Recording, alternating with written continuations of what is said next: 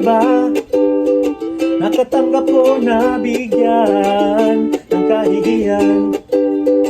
Dahil sa iyong pinanindigan, dahil sa iyong pinakikinggan, dahil sa mahal mong kasintahan, o dahil sa iyong nakamtan, inggit sa iyong narating, pilit kang sisirain. Diyan sila magaling, ilalagay ka sa alanganin. Kaya mag-ingat sa mga asal, talangka, ihilahin kanila pababa.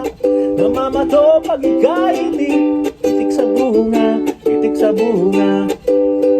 Dapat lagi kang listo, bantayan ang iyong puso sa mga